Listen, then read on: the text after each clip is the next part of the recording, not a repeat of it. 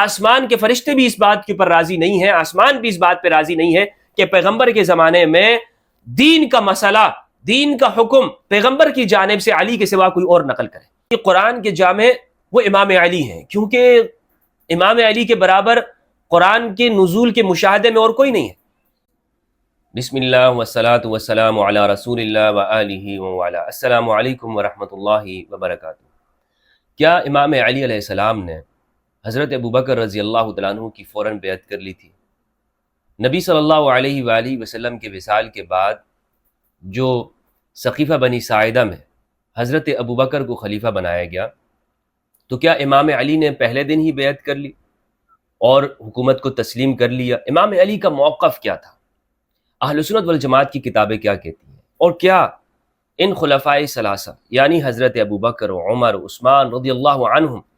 ان کے زمانے میں امام علی علیہ السلام کا ان کے ساتھ تعلق کیا تھا؟ کیا ان کی جانب سے مولا علی کسی حکومتی عہدے کے اوپر رہے ہیں؟ ہمارے ہاں بعض افراد یہ کہتے ہیں کہ ان تینوں کے ادوار میں حضرت علی، امام علی علیہ السلام وہ بطور مشیر کے ان کے ساتھ کام کرتے رہے ہیں اور انہیں مقرر کیا گیا۔ اہل سنت والجماعت کی کتابوں سے اور تاریخ کی کتابوں سے کیا معلوم ہوتا ہے، آج ہم انشاءاللہ عز و جل یہ جاننے کی کوشش کریں گے۔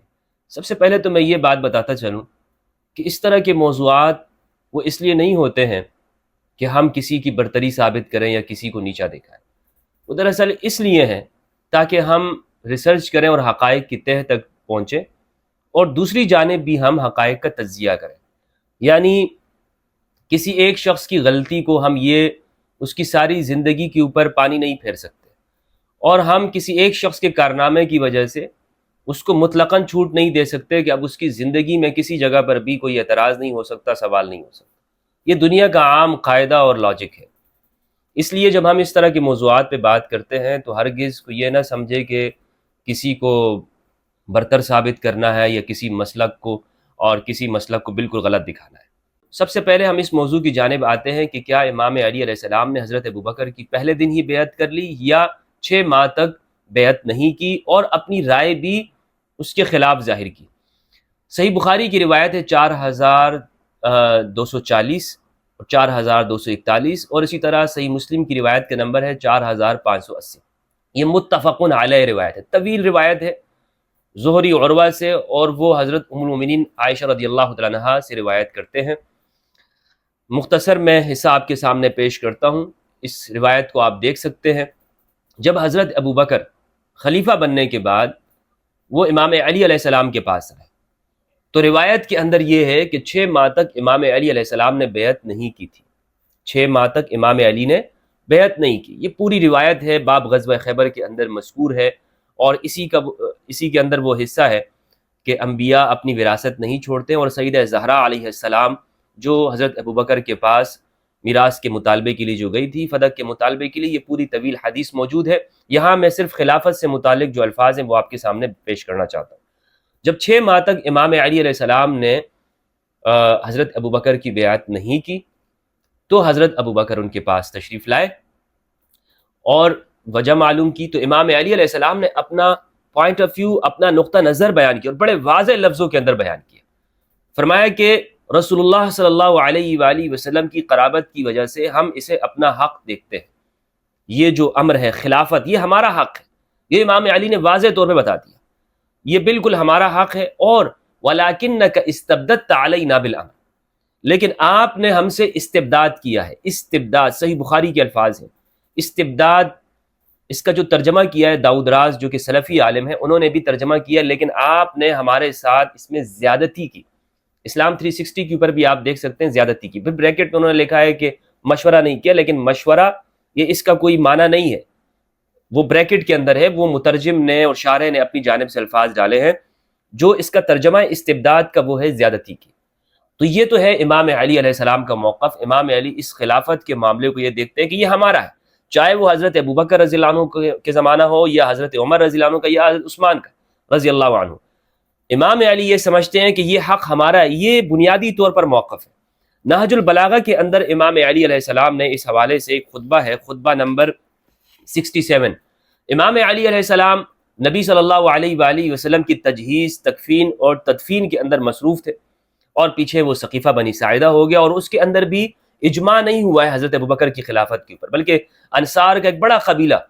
سعد بن عبادہ جو کہ خزرج کے ہیں، انہوں نے اختلاف کیا اور آخر دم تک کوئی بیعت نہیں کی۔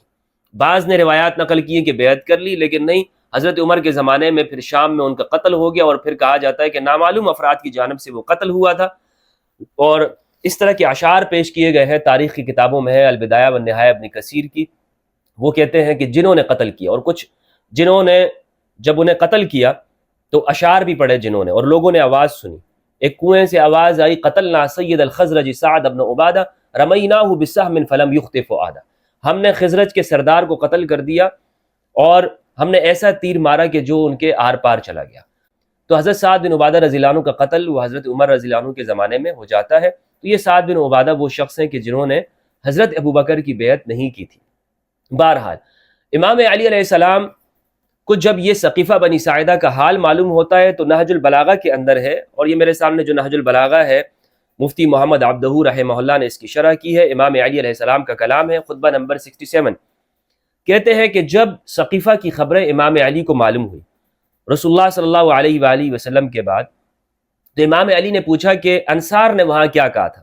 تو لوگوں نے کہا کہ انصار نے کہا تھا کہ مننا امیر ومنکم امیر، ہم میں سے بھی ایک امیر ہوگا انصار میں سے، اور قریش سے بھی ایک امیر ہوگا۔ تو امام علی نے انصار کی حجت کے اوپر، انصار کی دلیل کو رد کرتے ہوئے یہ جملہ ارشاد فرمایا، فَهَلْ احْتَجَجْتُمْ عَلَيْهِمْ بِأَنَّ رسول اللہ صلی اللہ علیہ وآلہ وسلم وصى بأن يحسن إلى محسنهم ويتجاوز عن مسيئهم،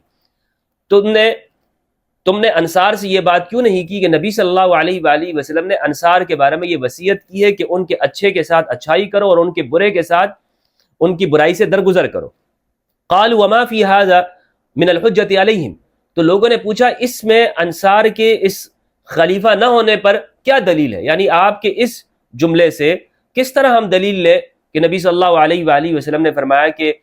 وہ خلیفہ نہیں بن سکتے، تو آپ کے اس جملے سے دلیل کیا ہے؟ تو امام علی نے فرمایا لو كانت الامامۃ فیہم لم تکن الوصیۃ بہم، اگر امامت ان کے اندر ہوتی تو ان کے لیے اس جو بھلائی کی وصیت ہے یہ ان کے بارے میں نہ ہوتی، یعنی پیغمبر نے ان کے بارے میں یہ وصیت ارشاد فرما دی رسول اللہ صلی اللہ علیہ وآلہ وسلم نے کہ تم ان کے اچھوں کے ساتھ اچھائی کرو اور ان کے جو برے ہیں ان سے تجاوز کر دو، ان میں سے جو برا ہوگا اس سے تم درگزر کر دو۔ تو یہ ان کے بارے میں آپ صلی اللہ علیہ وآلہ وسلم نے تاکید فرمائی تھی۔ تو اس کے علاوہ کوئی اور حکم خلافت کا ان کے بارے میں رسول اللہ نے نہیں فرمایا۔ پھر امام علی علیہ السلام نے فرمایا فماذا قالت قریش، پوچھا کہ قریش نے کیا کہا تھا، ان کا کیا استدلال تھا؟ تو لوگوں نے کہا، قریش نے یہ کہا احتجت بانہا شجرۃ الرسول صلی اللہ علیہ وآلہ وسلم، قریش نے اس موقع پر کہا کہ ہم قریش میں سے ہیں، یعنی مہاجرین نے اس موقع پہ کہا سقیفہ میں کہ ہم رسول اللہ صلی اللہ علیہ وآلہ وسلم کے شجرہ نسب میں شامل ہیں، ہم آپ صلی اللہ علیہ وآلہ وسلم کے نسب میں ہیں، ہمارا شجرہ ایک ہے۔ قریش نے یہ استدلال کیا تھا۔ تو امام علی نے فرمایا احتجوا بالشجرۃ واضاعوا الثمرہ، انہوں نے درخت سے تو دلیل پکڑ لی لیکن اس کا جو پھل ہے اسے چھوڑ دیا۔ پھل کون ہے؟ بنی ہاشم ہے، یعنی آپ خود دیکھیں کہ قریش ایک بڑا قبیلہ ہے، اس میں پھر مختلف خاندان ہیں، یعنی ایک شخص ہے قبیلے کے اندر شریک، لیکن ایک شخص رسول اللہ کے خاندان میں اور پھر گھر کے اندر شریک ہے، وہ کون ہے؟ وہ ہم آل محمد ہیں۔ اس کی شرح کے اندر مفتی محمد عبدہ رحمہ اللہ نے فرمایا یرید من الثمرۃ آل بیت رسول اللہ صلی اللہ علیہ وآلہ وسلم، یعنی ثمرہ سے مراد اہل البیت علیہ السلام ہے۔ تو امام علی کا جو کلام ہے اس سے معلوم یہ ہوتا ہے کہ امام علی اس خلافت کے بارے میں کیا نظریہ رکھتے ہیں۔ لیکن بخاری کی اس روایت میں 4240 کے اندر یہ بات موجود ہے کہ امام علی 6 ماہ تک جب بیعت نہیں کی تو لوگ وہ امام علی سے کٹے ہوئے رہتے تھے۔ آپ فتح الباری کو اس جگہ پہ مطالعہ کریں تو آپ کو ابن حجر اسقلانی نے وجہ بھی بتائی ہے کہ جب تک امام علی نے حضرت ابوبکر کی بیعت نہیں کی تھی تو مسلمان کی جو اجتماعیت ہے وہ امام علی سے دور رہتے تھے، اور جب امام علی نے بیعت کر لی یا موافقت کر لی تو پھر وہ امام علی کے قریب ہو گئے اور وہ اس بات سے خوش ہو گئے۔ تو اس زمانے کے حالات آپ کو معلوم یہ ہوں گے کہ اس زمانے میں یعنی ایسا دور امام علی پہ گزرا ہے کہ امام علی جب اپنے گھر کے اندر ہیں اور وہ بیعت نہیں کر رہے ہیں اور حکومت کے ساتھ موافقت کا اظہار نہیں کر رہے ہیں، لوگ کٹ گئے، مسلمانوں نے چھوڑ دیا، مسلمانوں کی اجتماع، یعنی آپ کی بخاری کے الفاظ ہیں اس جگہ کے اوپر اگر آپ دیکھیں گے تو مسلمانوں کی جو اجتماعیت ہے انہوں نے چہرے پھیر دیے،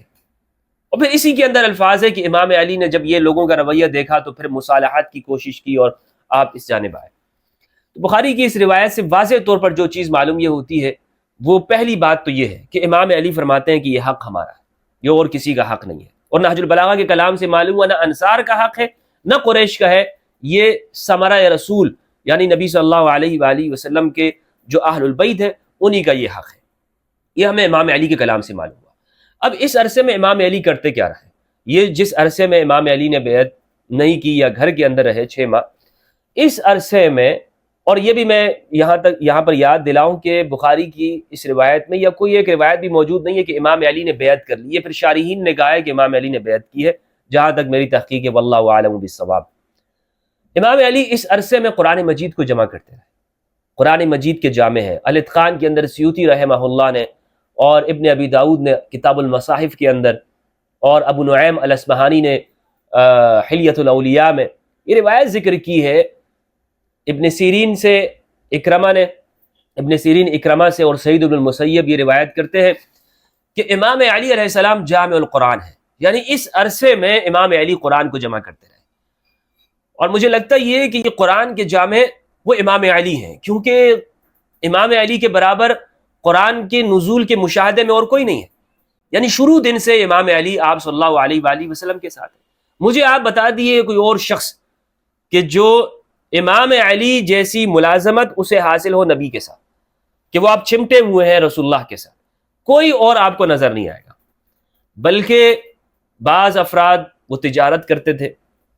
بعض افراد وہ اپنے دیگر یعنی مدینہ کے اندر جو گھر ملا ہوا تھا وہ امام علی کا تھا، اور زندگی بھر آپ دیکھ لیں امام علی آپ کو ہر جگہ پہ نظر آئے گا۔ تو جامع قرآن وہ امام علی علیہ السلام ہے، یہ میری اس حوالے سے تحقیق ہے۔ بعض افراد نے کہا ہے کہ کسی اور زمانے میں ہوا، کسی اور زمانے میں ہوا، اس کے بارے میں ہم یہ کہہ سکتے ہیں کہ حکومتی سرپرستی کے اندر جو جمع قرآن کیا گیا وہ حضرت ابوبکر کے زمانے میں ہوا ہے یا حضرت عمر کے زمانے میں ہوا، لیکن جو انفرادی کوشش جو کی ہے اور جو ذمہ داری لگائی گئی تھی نبی صلی اللہ علیہ وآلہ وسلم کی جانب سے، وہ امام علی ہے۔ تو امام علی نے جو قرآن جمع کیا، اس لیے جامع القرآن حقیقی معنوں کے اندر وہ امام علی علیہ السلام ہے، اور اس پہ یعنی کوئی شدت اختیار کرنے کی ضرورت نہیں ہے۔ کوئی اور شخص کوئی اور موقف بھی رکھ سکتا ہے، اور کسی کا موقف مجھ سے جدا بھی ہو سکتا ہے، کوئی شدت اختیار کرنے کی ضرورت نہیں ہے۔ اب یہاں پر اس سوال کی جانب آتے ہیں کہ یہ جو کچھ لوگ کہتے ہیں کہ خلفائے ثلاثہ کے زمانے میں امام علی علیہ السلام ان کے مشیر ہیں، یہ بات کہاں تک درست ہے؟ دیکھیں، یہ میرے سامنے کتاب ہے خلفائے راشدین کے نام سے، شاہ معین الدین ندوی رحمہ اللہ نے لکھی ہے، دار المصنفین اعظم گڑھ۔ انہوں نے یہ بات لکھی ہے کہ امام علی علیہ السلام وہ خلفائے ثلاثہ کے مشیر رہے، صفحہ نمبر 278۔ کہتے ہیں حضرت علی صاحب الرائے بھی تھے، یعنی ان کی رائے درست ہوتی تھی، اور آپ کی اصابت رائے پر عہد نبوی صلی اللہ علیہ وآلہ وسلم ہی سے اعتماد کیا جاتا تھا۔ غور کرنے کے قابل ہے، یعنی رسول اللہ صلی اللہ علیہ وآلہ وسلم آپ کی بات پر اعتماد فرمایا کرتے تھے، چنانچہ آپ تمام مہمات امور میں شریک مشورہ کیے جاتے تھے۔ نبی صلی اللہ علیہ وآلہ وسلم کے زمانے میں واقع افک میں رسول اللہ نے اپنے گھر کے رازداروں میں جن لوگوں سے مشورہ کیا ان میں سے ایک حضرت علی بھی تھے۔ غزوہ طائف میں آپ نے ان سے اتنی دیر سرگوشی فرمائی کہ لوگوں کو اس پر رشک ہونے لگا، لوگ پوچھنے لگ گئے کہ اتنی دیر تک اپنے بھائی علی سے محمد رسول اللہ صلی اللہ علیہ وآلہ وسلم کیا فرما رہے ہیں؟ خلافت راشدہ کے زمانے میں وہ حضرت ابوبکر اور عمر دونوں کی مشیر تھے، چنانچہ حضرت ابوبکر مہاجرین و انصار کی جو مجلس شورا قائم کی تھی اس کے رکن حضرت علی بھی تھے۔ حضرت عمر فاروق نے اس مجلس کے ساتھ مہاجرین کی جو مخصوص مجلس شورا قائم کی تھی اس کے اراکین کے نام اگرچہ ہم کو معلوم نہیں ہے، لیکن حضرت علی لازمی طور پر اس کے ایک رکن رہے ہوں گے۔ دیکھیں انہوں نے جو یہ بات کہی ہے اس پر کوئی دلیل موجود نہیں ہے کہ مشورہ ان سے لیا جاتا تھا۔ ہاں بالکل مشورہ لیا جاتا تھا، اور امام علی علیہ السلام مشورہ دیا کرتے تھے اور اپنی جو دینی ذمہ داری اس کو پورا کرتے تھے۔ بلکہ یہاں پر میں آپ کو یہ بات بتاؤں کہ کچھ لوگ جو یہ کہتے ہیں کہ امام علی علیہ السلام نے فلاں مسئلے میں حضرت ابوبکر یا عمر رضی اللہ عنہ کے زمانے میں فتویٰ دیا تو اس طرح وہ آپ مشیر ہو گئے یا قاضی ہو گئے۔ اعتراف حضرت عمر کا موجود ہے، اقرؤنا ابی و اقدانا علی، ہم میں سب سے بڑے قاری وہ ابی ہیں، اور سب سے بڑے عالم دین قاضی وہ امام علی علیہ السلام ہیں۔ لیکن باقاعدہ طور پر حکومت کی جانب سے کوئی عہدہ قضا دیا گیا ہو، تاریخ کی کتابوں میں ایسا نہیں ملتا۔ اور یہ شاہ معین الدین ندوی بھی کہہ رہے ہیں کہ حضرت عمر کے زمانے میں جو کمیٹی تھی ان کے نام ہمیں معلوم نہیں ہے۔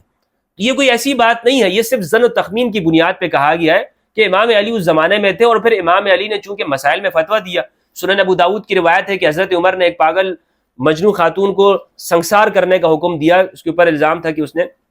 ثابت ہوا کہ اس نے زنا کیا، شادی شدہ عورت تھی لیکن وہ پاگل تھی۔ حضرت عمر نے کہا اس کو رجم کر دیا جائے، سزا دے دی جائے، پتھروں سے مار دیا جائے۔ امام علی کا گزر ہوا وہاں پہ رستے سے، امام علی نے پوچھا کہ اس عورت کو کیوں پتھر مارے جا رہے ہیں، کیوں؟ تو کہا کہ اس لیے کہ اس نے یہ کام کیا۔ تو امام علی نے فرمایا کہ کس نے یہ حکم دیا؟ فرمایا کہ حضرت عمر رضی اللہ عنہ نے۔ حضرت عمر کے پاس آئے، کہا کہ آپ کو معلوم نہیں کہ نبی صلی اللہ علیہ وآلہ وسلم نے فرمایا کہ مجنون کے اوپر کوئی وہ مکلف نہیں ہے، بچہ مکلف نہیں ہے جب تک کہ وہ بالغ ہو جائے، سویا ہوا مکلف نہیں ہے جب تک کہ وہ نیند سے بیدار نہ ہو جائے۔ تو پھر حضرت عمر رضی اللہ تعالیٰ عنہ نے اس عورت کو واپس کر لیا، یعنی پھر اس عورت کو سزا سے امام علی علیہ السلام نے بچا دیا۔ اس طرح بہت سے واقعات کے اندر معلوم یہ ہوتا ہے کہ حضرت ابوبکر، حضرت عمر اور عثمان رضی اللہ عنہم کے زمانے میں امام علی علیہ السلام شرعی مسئلہ دیا کرتے تھے، لیکن یہ اس زمانے میں ہر مسلمان، ہر صحابی کا فریضہ تھا۔ قرآن مجید کے اندر ہے کنتم خیر امۃ اخرجت للناس تأمرون بالمعروف وتنہون عن المنکر، تم بہترین امت ہو، تمہیں نکالا گیا ہے لوگوں کی، اخرجت للناس لوگوں کے لیے نکالا گیا ہے، تم امر بالمعروف کرتے اور نہی عن المنکر کرتے ہو۔ تو یہ فریضہ تھا جسے امام علی علیہ السلام ادا کیا کرتے تھے،